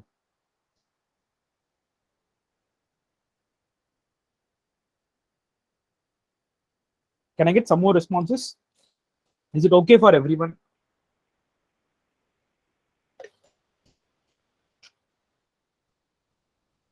Yes, so understand that for different combinations of weights, for different combinations of MNC, your curve will look like this. That's what Vishal, you should have followed carefully here. So the idea here is, okay, let me draw it here. So this is your data point. These are data point. Let us assume like this. Initially, you will take combination here, M1 and C1, for which your error is more. This line is actually not fitting to your data points, right? So initially, for a particular combination of M and C, the error is more. For a particular combination of M and C, the error is more, right? But as you keep on increasing M and C, you will get different combinations, something like this. In this case, what happens to your error, Vishal? What is happening to your error if you keep on increasing M and C and you can move closer to your data set? Decreases. So that's where the curve goes down. That's why the curve goes down. The error goes down when you keep on increasing M and C, when you keep on increasing your weights. That's where the curve goes down. And have you got it why it is increasing after a point? Have you got it why it is increasing after a point? Because you got an optimum line here. After that, you keep on increasing M and C means you will again move away from the data points. You will again move away from the data points. So you will again get an increase in the error. Is it okay? Yes, thank you. All right. In this particular curve, it is very much clear that we have to find this point, which is the optimum point, right? Optimum point or the minima. People call it minima, local minima. Okay, for which the error is minimum. A particular combination of M and C for which J of M and C is minimized or minima. That function is minimum at that point. Okay, the idea is how will you arrive at that point? How will you arrive at that point mathematically? How will you find out that point mathematically? How will you find out the minimum of a curve mathematically? So for this curve, that is the minimum point. But how will you arrive at that point mathematically? How will you find out that this M and C values? How will you find out those M and C values? It is very clear from the curve for this point, this J of M and C is minimum. But how will you arrive at those points? Mathematically, I'm just asking. Any idea? Differentiate. Oh, great, sir. Great. Really great, sir. You must be an expert in this. Differentiate. Yes. So you basically have to differentiate this curve.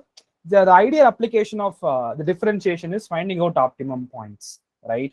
When you take the first derivative of this curve and when you equate it to 0, you must arrive at the point where the curve is the minimum.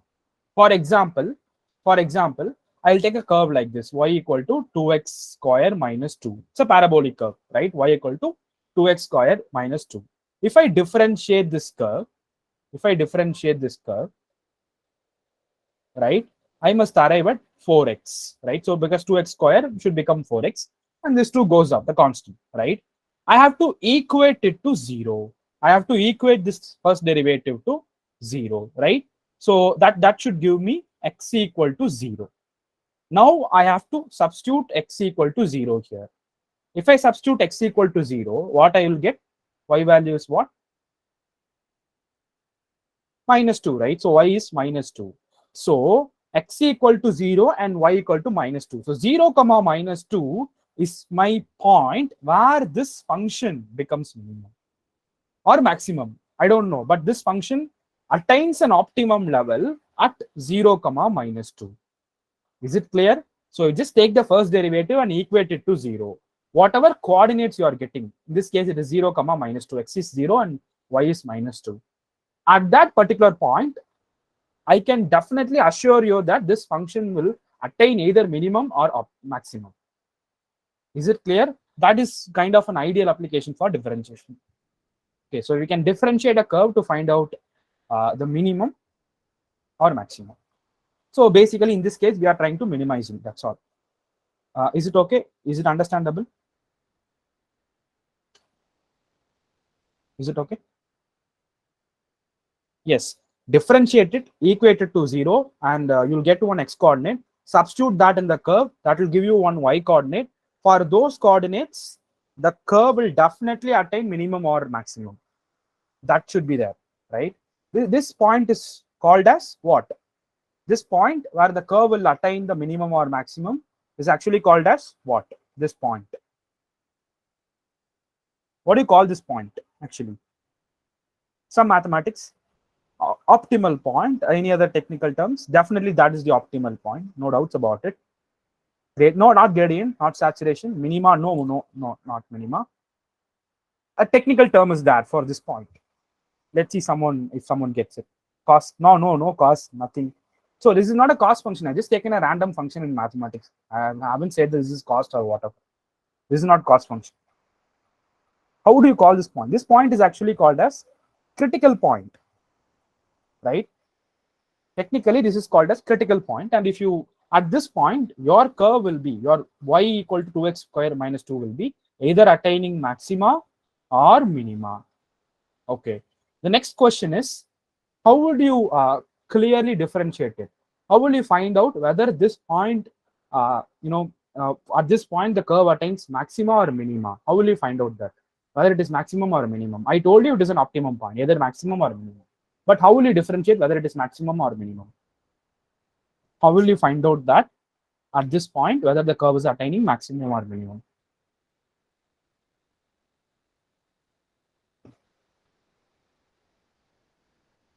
Any idea? Any idea about this? How will you find out? Okay, this is very clear. If you differentiate and equal to 0, you will get a point. At that point, the curve is attaining either maximum or minimum. But how will you clearly say that this is attaining minimum or maximum? That's my question.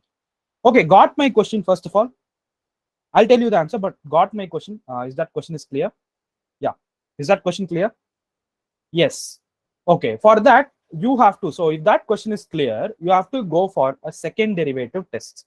You have to differentiate the curve again. You have, yeah, thank you, Mr. Vishal. You have to differentiate the curve again, right? So that means that becomes your d square y by dx square, 4. This becomes 4, right? So this is greater than 0. So when it is greater than 0, when the second derivative test goes greater than 0, then you can say that at this point, the curve is going to attain minimum. The curve is going to attain minimum. When it is less than 0, you can say that at this point, the curve is going to attain maximum. So since the second derivative has given me a value which is greater than 0. So if I differentiate the curve again, I should get 4, right? That 4 is greater than 0, as you can see here. Since it is greater than 0, at this point, the curve is going to attain minimum. Okay. If it is less than 0, the curve is going to attain maximum. So you take the first derivative test in order to attain an optimal point. You take the second derivative test in order to find out whether the curve is going to attain maximum or minimum at that optimal point. Okay. Is it clear? This is the procedure. Is it clear? All right. Is this concept clear? Does anyone want me to repeat it? Very simple. A very simple mathematical procedure. It's kind of a very, very straightforward application for, or a very nice application for differentiation. The idea of differentiating a curve is finding out the optimal points. So if I have a curve like this, so this curve is attaining maximum and minimum points at different instances, right? All these points can be simply found out by differentiating. By differentiating this curve, I can simply find out all these points. Not actually. I'm saying that at this point, right, x equal to 0 and y equal to -2, 0 comma -2, this point, right? Actually not that point. If I could plot it clearly like this is x equal to 0 and this is -2, right? So this is actually 0 comma -2. This point is actually 0 comma -2. At that point, the curve will be attaining the minimum. Is it clear, Ashita? At that point, the curve will be attaining the minimum. Is it clear? Yes. But how did I arrive at that point? By first derivative. How did I arrive at the conclusion that the curve will attain minimum? By taking the second derivative. Is it okay? Right. So now can you map this for this particular application? So in our idea, I'm gonna minimize the cost function. That is, I have to find this point where my cost function is minimum. I have to find a particular MNC for my cost function is minimum. Then what I have to do now? Can you tell me what I have to do now? I have to find this point where my cost function is minimum. Can you tell me how to find this point now? Just now I have told you with some example. Now you please tell me the procedure, how to find out this point. Cost function. How to find out the point where the cost function is minimum. What should we do with the cost function? Differentiate what? Differentiate what?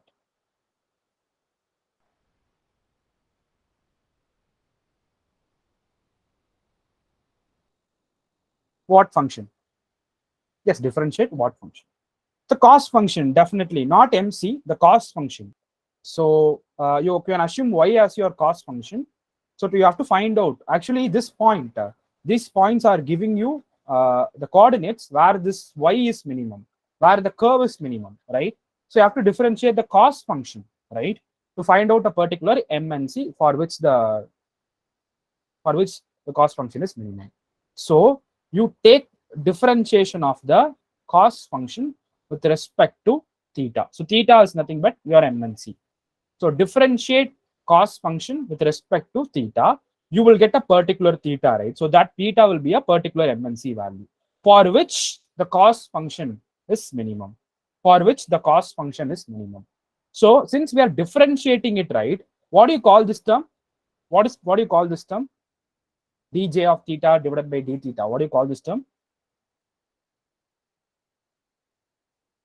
We're differentiating the cost function. Why are differentiating? Pole, not actually. We're differentiating the cost function. First derivative. Any other names?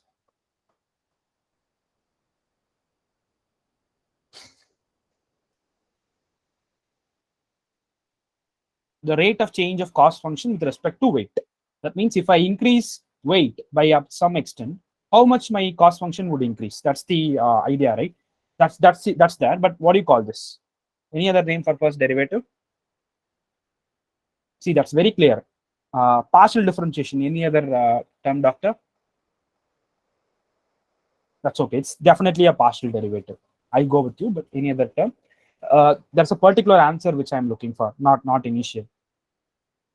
So the idea is clear. The j of theta is available to me. I will differentiate j of theta with respect to theta. I will equate it to 0 to get a particular theta for which j of theta is minimum. For which j of theta is minimum, right? So that should be basically this point. So that is how I arrived at. No, not sir, not vector actually.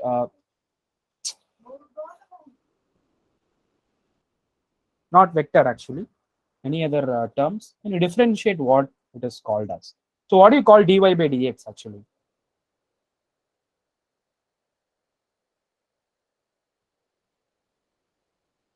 Tangent, no.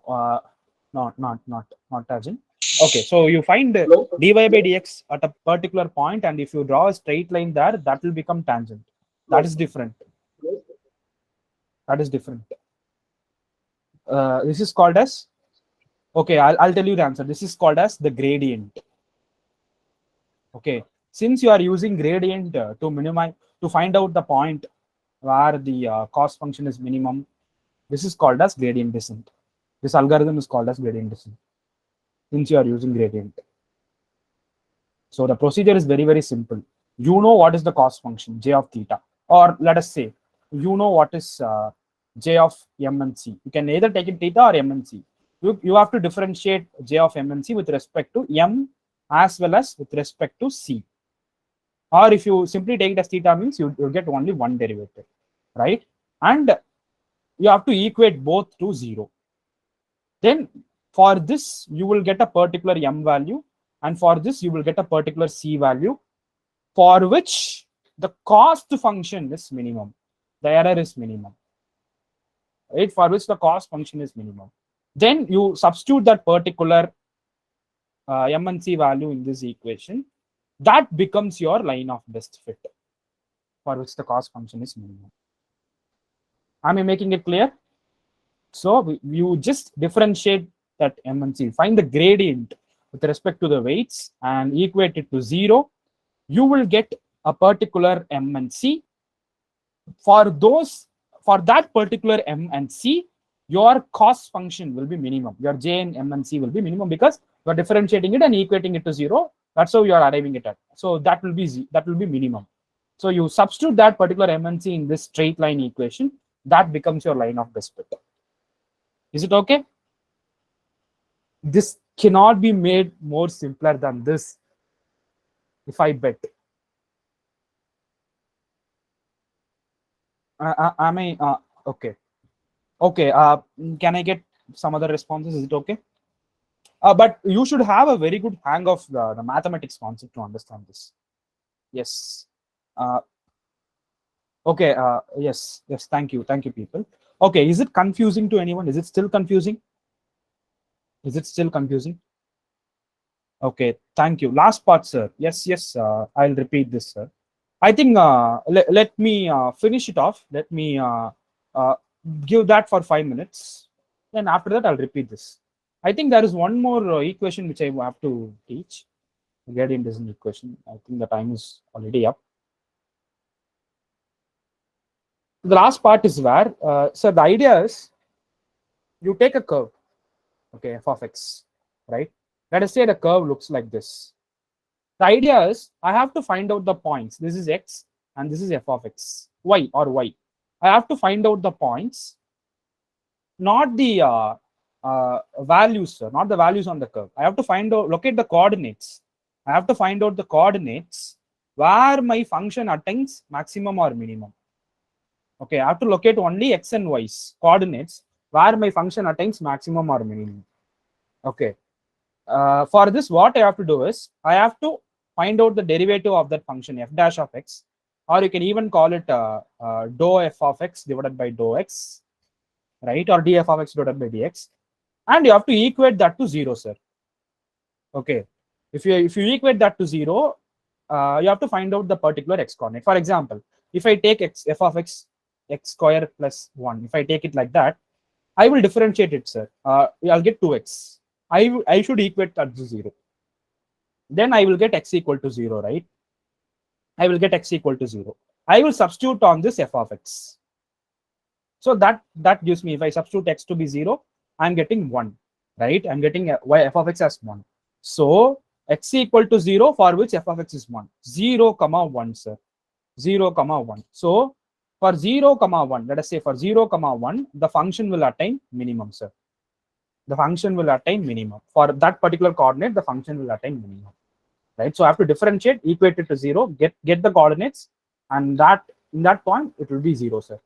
So it's the same. If I apply the same idea to the cost function, this is the cost function, sir, j of theta, and this is theta. So I have to find out that particular weight, theta, for which j of theta is minimum, sir. So j of theta will be looking like this, right? I have to basically attain this point, sir. This point. So this is one particular theta, let us call this theta x. From one particular theta for which j of theta is minimum.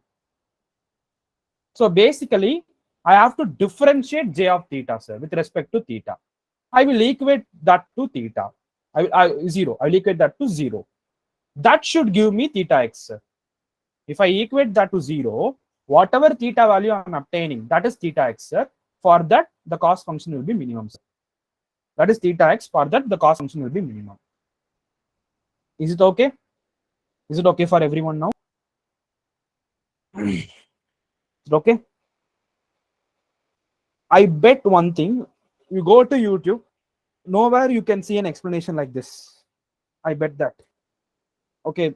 I spent a lot of time to understand it like this. I revised a lot of mathematics. I went back and studied 9th standard mathematics to understand this particular point. Yes, thank you. Thank you, people. Thank you. I hope this session is somewhat satisfiable.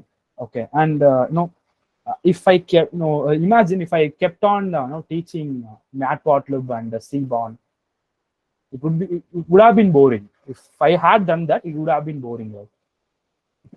Definitely. I hope this is that should be the end of this session. Thank you, people. If you You're still done? have any doubts, yes, ma'am, I am done for the day. Okay. If you have any doubts, you can ask me. They can ask me the doubts. Some people Sir, who asked, yes, sir. I have question here. Mr. Tirumavalavan is asking what are other methods of algorithm? Yes, sir. Sir, you can use an algorithm which is called as Adam optimizer, and you can even go for particle swarm optimization. So there are a lot of algorithms, lot of papers available devoted to optimization. So you can have a look on that, sir. So I'll, if time permits, not now. If I teach a course in deep learning, probably I should teach Adam optimizer. But for machine learning, gradient descent is enough, sir. Since we are using gradient, we are taking the gradient of cost function. This algorithm is called gradient descent.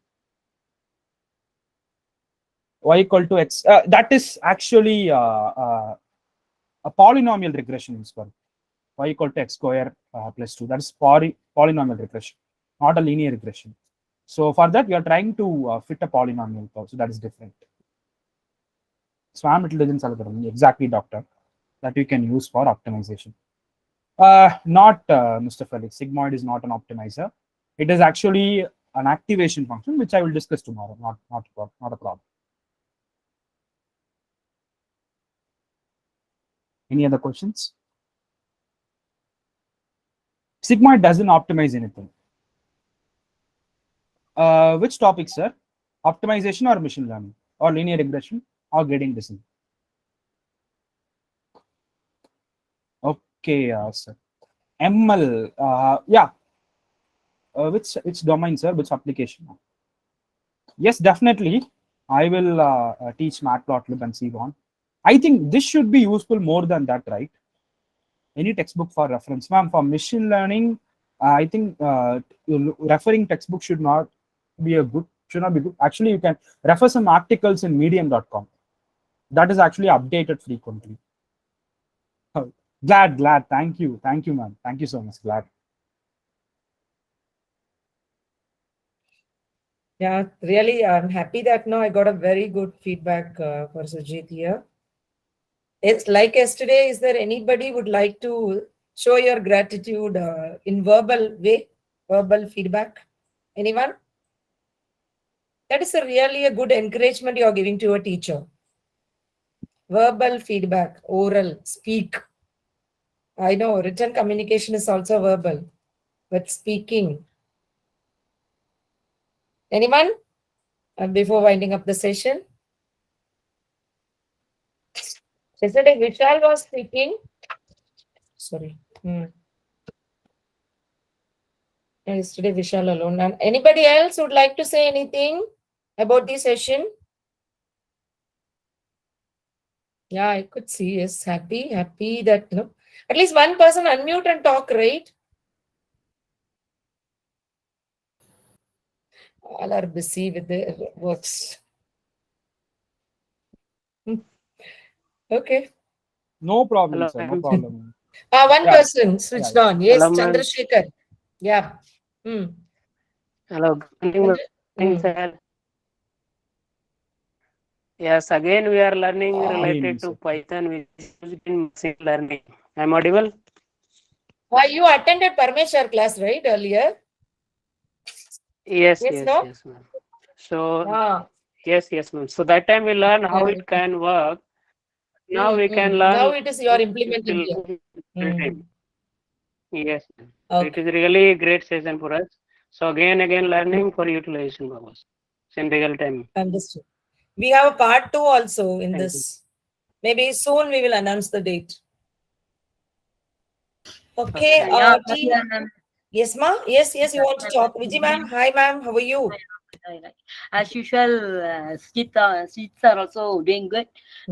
Because Inspire always picking the people like wonderful people only. Yes. So, Quality to is not attend compromised in Inspire uh, always. to attend your classes, Inspire classes only, I am attending this. Oh, Whether it is important to me or not, I want to attend the classes which are given by Inspire Solutions. thank you That's so much. excellent. People are very excellent. And Sujit sir, very thank you so much. I'm really, of course, regression is very interesting to me. Okay. That's Even though I nice. belong to computer science department, I learned in a very good manner from Sujit sir. Thank you, sir. Thank you, ma'am.